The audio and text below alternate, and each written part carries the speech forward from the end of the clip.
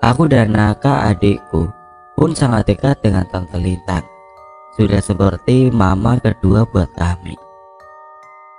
Tante Lintang dan Om Weldan baru memiliki satu anak perempuan, Tiara namanya. Anak yang cantik dan lucu. Umurnya baru menjelang 5 tahun. Lagi senang-senangnya sekolah PAUD di Bandung.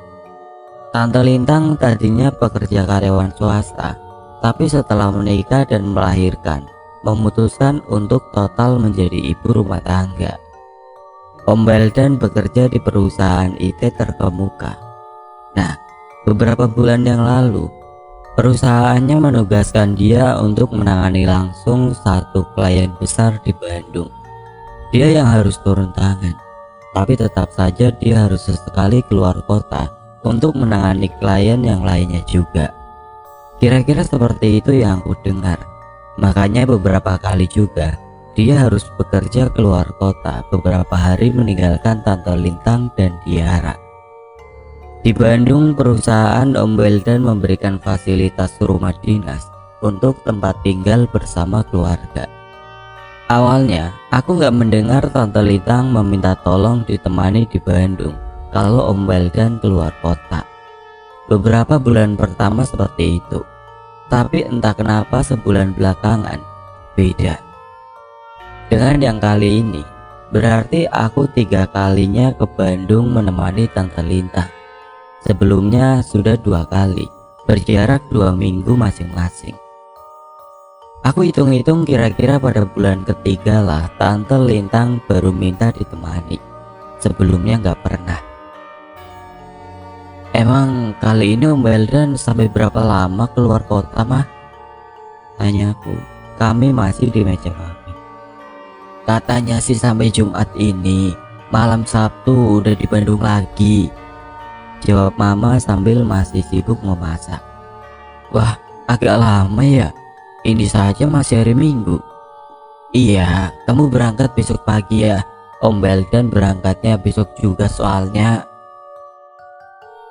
Oke. Itulah awalnya kenapa aku selama hampir seminggu ke depan ini tinggal di Bandung, di rumah Tante Lintang dan Om Weldan, di rumah Cipaganti. Ya, rumah yang ditempati Tante Lintang dan Om Weldan ini terletak di daerah Cipaganti. Bukan di pinggir jalan Cipagantinya langsung, di belakangnya, namun masih sangat dekat dengan jalan Cipaganti. Hanya berjalan kaki sedikit saja untuk sampai ke jalan Cipaganti. Aku yang lahir dan besar di Jakarta saja cukup familiar dengan jalan Cipaganti ini. Jalan yang cukup terkenal dan punya sejarah panjang di belakangnya. Sebelum Tante Lintang tinggal di Bandung, walaupun gak terlalu sering, tapi aku terbilang cukup banyak menghabiskan waktu libur ke Bandung, entah bersama keluarga ataupun teman-teman. Makanya untuk beberapa tempat di sana aku agak familiar, termasuk jalan Cipaganti ini, yang dulu kalau mau menuju daerah Lembang harus lewat jalan ini. Kata papa, penampakan jalan Cipaganti belum banyak berubah kalau dibandingkan dengan zaman dulu waktu dia masih kuliah. Pepohonan besar yang berdiri di pinggir jalan dan sekitarnya sudah berdiri puluhan tahun yang lalu. Begitu juga rumah-rumah yang ada, katanya sih sudah ada sejak zaman Belanda. Jalan Cipaganti jalan yang punya sejarah panjang. Senin pagi menjelang siang sekitar jam 10-an aku sudah duduk di belakang kemudi, bersiap berangkat ke Bandung. Hati-hati nak, kasih tahu kalau sudah sampai ya. Papa dan mama berdiri di pintu melepas keberangkatan aku. Sebenarnya Tante Lintang berharap aku sudah sampai di rumahnya pagi, sebelum Om Weldan berangkat. Tapi karena malasnya aku untuk berjibaku dengan macetnya Jakarta di Senin pagi, makanya aku meminta maaf ke Tante Lintang untuk berangkat agak siangan saja. Singkat cerita, perjalanan berkendara santai berakhir di halaman rumah Tante Lintang menjelang jam 2 siang. Aku parkir di sisi kanan halamannya. Dari dalam mobil aku memperhatikan teras rumah. Kelihatan kosong, gak ada siapa-siapa. Pintu rumah tertutup rapat. Biasanya Tante Lintang akan langsung keluar menyambut ketika mobil yang aku kendarai sudah masuk halaman. Tapi kali ini nggak begitu. Oh, mungkin Tante Lintang lagi tidur, pikirku dalam hati. Tanpa pikir panjang, aku lalu turun dari mobil beserta beberapa tas yang aku bawa. Rumah dengan arsitektur dasar merupakan desain rumah Belanda, namun sudah dipadu dengan beberapa desain modern kekinian, namun tetap saja kental dengan gaya Belanda. Bukan rumah tingkat, namun cukup besar, memanjang. Rumah dengan 4 kamar di dalamnya, lengkap dengan ruang tamu dan ruang keluarga. Sesampainya di teras, aku langsung mengetuk pintu, tapi nggak ada jawaban. Tante Lintang atau Diara nggak terlihat muncul dari dalam. Sekali lagi aku mengetuk, tetap nggak ada jawaban. Kemana sih Tante Lintang? Tidur apa ya? Di sisi kiri pintu ada jendela besar yang sebagiannya terbuat dari kaca. Lewat jendela ini aku lalu mengintip ke dalam. Memang nggak bisa melihat jelas ke dalam karena terhalang tirai. Tapi seenggaknya aku bisa mengintip sedikit dari celah kecil. Dan benar, aku bisa melihat ke dalam. Kelihatannya rumah dalam keadaan kosong. Aku melihat pintu ruang tamu yang menghubungkan dengan ruang tengah dalam keadaan terbuka. Aku jadi bisa melihat sampai ke ruang tengah samar tapi bisa. Nah, ketika sedang asik memperhatikan, tiba-tiba aku terkejut karena melihat ada pergerakan. Di ruang tengah, sepersekian detik aku melihat ada pergerakan seseorang di ruang tengah. Bergerak berjalan melangkah dari sisi kanan ke kiri. Hanya sekejap, tapi aku yakin kalau itu memang ada orang. Tante? Refleks aku memanggil Tante Lintang, tapi nggak ada jawaban. Ah, Tante Lintang cuek amat dipanggil, keluhku dalam hati. Akhirnya aku memutuskan untuk duduk di kursi teras, lalu mengeluarkan ponsel bermaksud untuk menghubungi Tante Lintang. Baru percobaan pertama panggilan telepon langsung ada jawaban.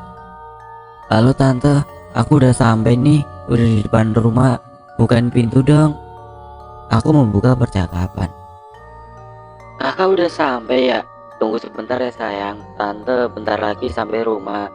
Tadi ada nyari sesuatu dulu di dagu, maaf ya, jawab Tante Lintang di ujung telepon.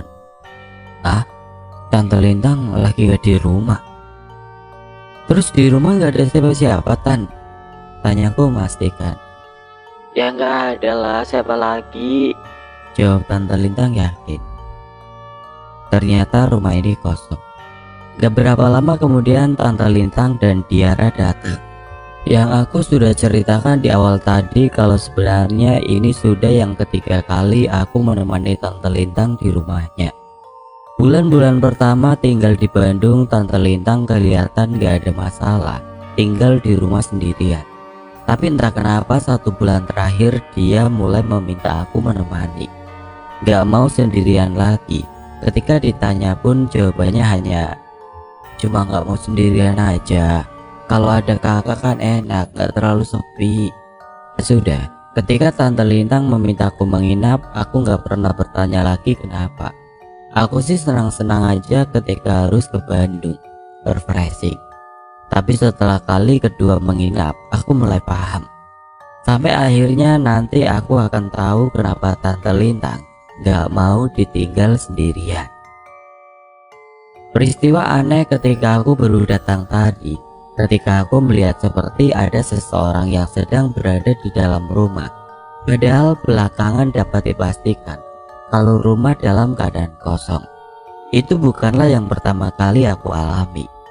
Pada kunjungan sebelumnya juga sudah aku rasakan, walau masih tidak terlalu mengganggu dan masih bisa mengacuhkannya.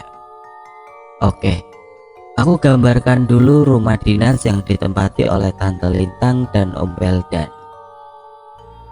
Rumah arsitektur Belanda yang berkamar 4, ruang tamu, ruang keluarga, memiliki 2 toilet. Rumah ini terlalu besar untuk ditinggali hanya bertiga saja. Ditambah aku pun masih terlalu besar. Sebenarnya rumahnya sangat nyaman. Langit-langit yang tinggi serta sirkulasi yang baik membuat udara di dalamnya jadi terasa sejuk.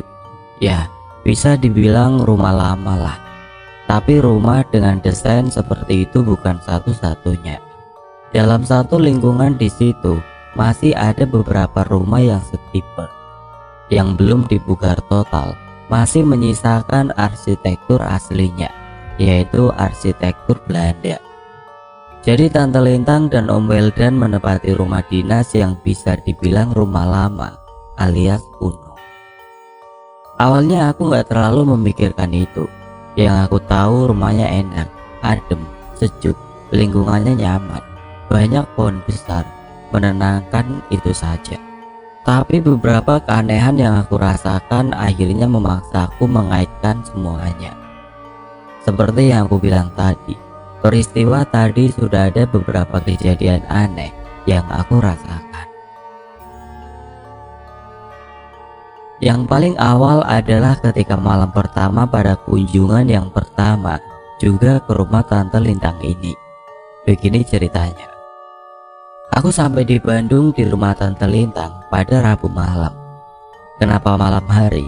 Karena hari itu aku masih ada kegiatan di Jakarta hingga sore yang memaksa aku untuk sampai di Bandung nyaris tengah malam. Tante Lintang menyambutku di teras sambil duduk memangku Tiara yang sudah tidur. "Tante, ngapain nunggu aku di teras gini? Bukannya di dalam aja? Kan dingin di luar." Protesku yang melihat Tante Lintang duduk di teras depan pada jam 11 hampir tengah malam. "Gak apa-apa kak, di dalam gerah. Jadi tante duduk di sini saja, nunggu kamu sekalian," jawab Tante Lintang dengan wajah yang terlihat sudah lelah.